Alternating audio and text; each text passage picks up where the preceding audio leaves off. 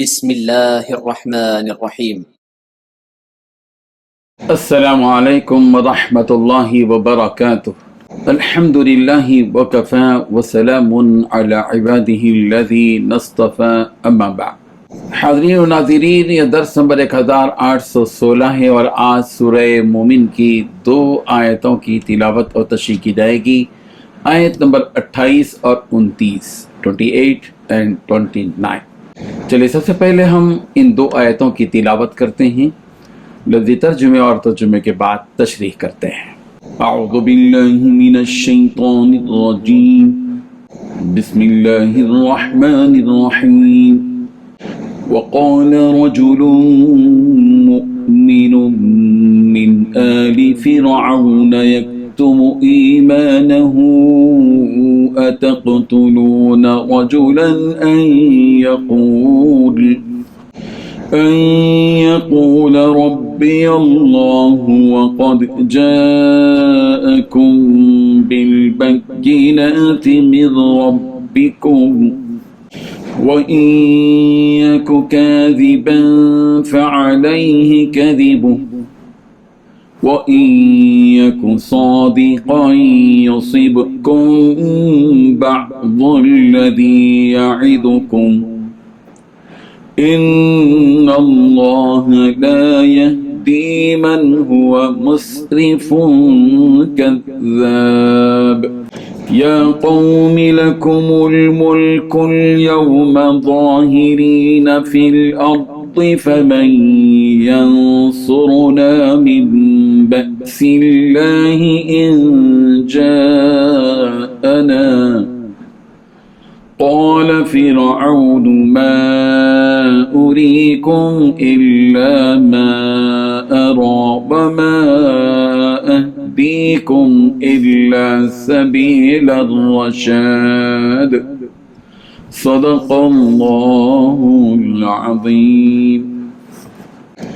لفظی ترجمہ یوں ہے، وقال اور کہا، رجل مؤمن ایک مومن مرد نے، من آل فرعون آل فرعون سے، یکتم جو چھپاتا تھا، ایمانہ اپنا ایمان، اتقتلون کیا تم قتل کرتے ہو، رجلا ایک آدمی کو،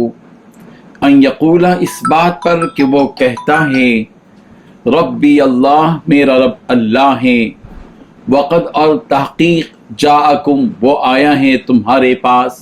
بالبیناتی روشن دلائل کے ساتھ، من ربکم تمہارے رب کی طرف سے، وَإِن يَكُ اور اگر ہے وہ کاذباً جھوٹا، فعلیہ تو اسی پر ہے، کذبہ اس کا جھوٹ،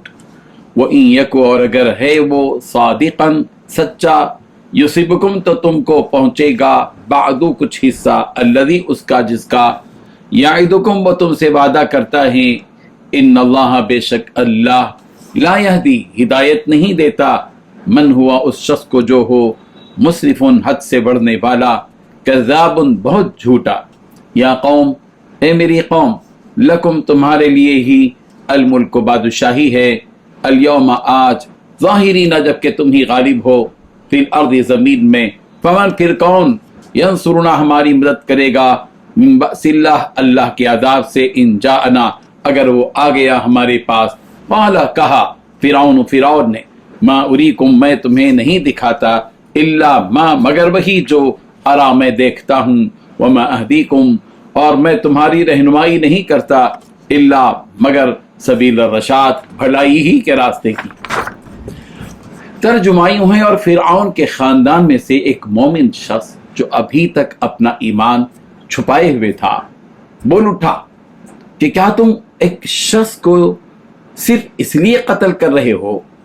کہ وہ کہتا ہے میرا پروردگار اللہ ہے، حالانکہ وہ تمہارے پاس تمہارے پروردگار کی طرف سے روشن دلیلیں لے کر آیا ہے،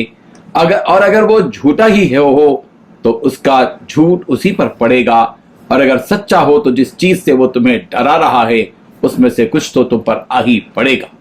اللہ کسی ایسے شخص کو ہدایت نہیں دیتا جو حد سے گزر جانے والا اور جھوٹ بولنے کا عادی ہو۔ اے میری قوم، آج تو تمہیں ایسی سلطنت حاصل ہے کہ زمین میں تمہارا راج ہے، لیکن اگر اللہ کا عذاب ہم پر آ گیا تو کون ہے جو اس کے مقابلے میں ہماری مدد کرے؟ فرعون نے کہا میں تو تمہیں وہی رائے دوں گا جسے میں درست سمجھتا ہوں، اور میں تمہیں جو رہنمائی کر رہا ہوں وہ بالکل ٹھیک راستے کی طرف کر رہا ہوں۔ ان دو آیتوں میں 10 باتیں بیان کی گئی ہیں۔ پہلی بات، فرعون کے خاندان میں سے ایک شخص نے جو ابھی تک ایمان چھپائے ہوئے تھا بول اٹھا۔ دوسری بات، کیا تم ایک شخص کو اس لیے قتل کر رہے ہو کہ وہ کہتا ہے کہ میرا پروردگار اللہ ہے؟ تیسری بات، حالانکہ وہ تمہارے پاس تمہاری پروردگار کی طرف سے روشن دلیلیں لے کر آیا ہے۔ چوتھی بات، اگر وہ جھوٹا ہو تو اس کا جھوٹ اسی پر پڑے گا۔ پانچویں بات، اگر سچا ہو تو جس چیز سے وہ تمہیں ڈرا رہا ہے اس میں سے کچھ تو تم پر آ پڑے گی۔ چھٹویں بات، اللہ کسی ایسے شخص کو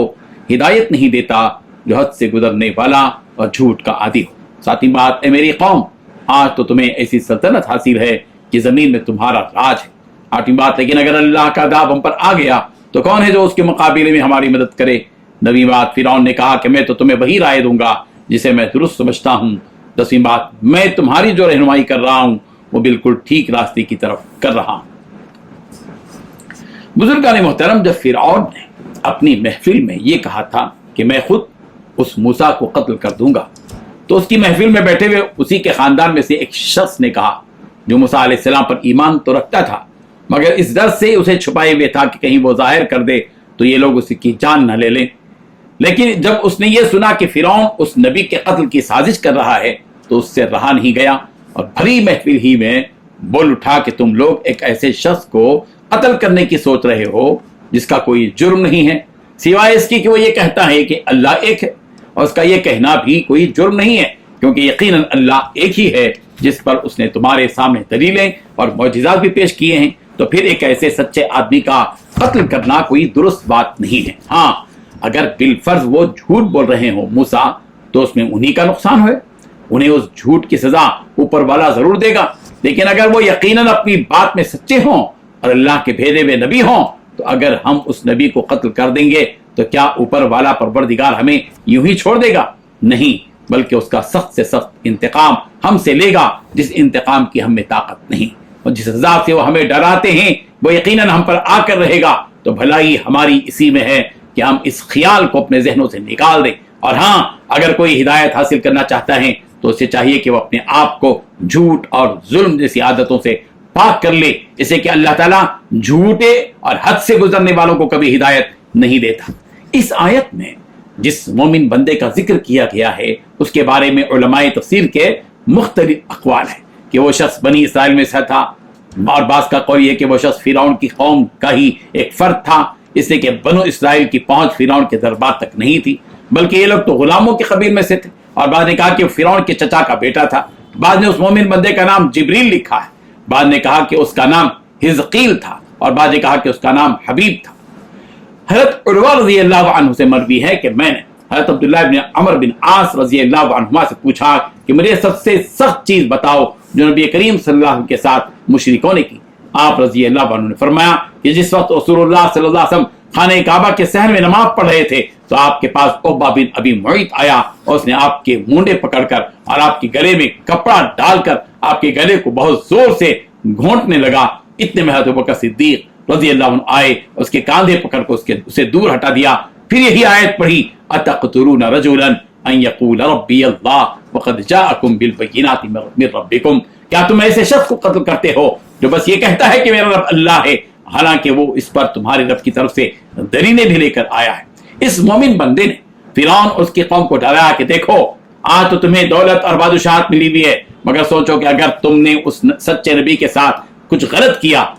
یعنی ان کو قتل کیا، ان کو تکلیف دی، تو پھر اس کا بدلہ ہم سے اللہ لے گا اور اپنا عذاب ہم پر بھیجے گا، اور جب اس کا عذاب آ جائے گا تو کسی میں بھی اتنی طاقت نہیں کہ وہ ہمیں اس عذاب سے بچا سکے، تو اس وقت ہمارا ہلاک ہونا طے شدہ بات ہے۔ اگر تم اپنی بادشاہت کو باقی رکھنا چاہتے ہو تو اس نبی کے ساتھ کسی قسم کی برائی کا خیال اپنے دل و دماغ سے نکال دو۔ اس مومن بندے کی ساری باتیں سن کر فرعون نے کہا کہ دیکھو میں جو تم سے کہہ رہا ہوں وہی درست ہے کہ اس موسیٰ کو قتل کر دو، اس سے کہ اگر اس موسیٰ کو قتل نہ کیا گیا تو وہ ایک دن ہم پر غالب آ جائے گا اور ہماری سلطنت تو چلی جائے گی، اس کے ساتھ ساتھ وہ ہمارے ساتھ وہی سلوک کرے گا جو ہم اس کی قوم کے ساتھ کرتے تھے، یعنی وہ ہمارے مردوں کو مار دے گا اور عورتوں کو چھوڑ دے گا۔ میں تمہیں جو صلاح دے رہا ہوں وہ بالکل درست اور صحیح ہے. اللہ تبارک و تعالیٰ اس قسم کے واقعات سے ہم سب کو سبق حاصل کرنے کی توفیق عطا فرمائے. آمین. وآخر دعوانا ان الحمد للہ رب العالمین.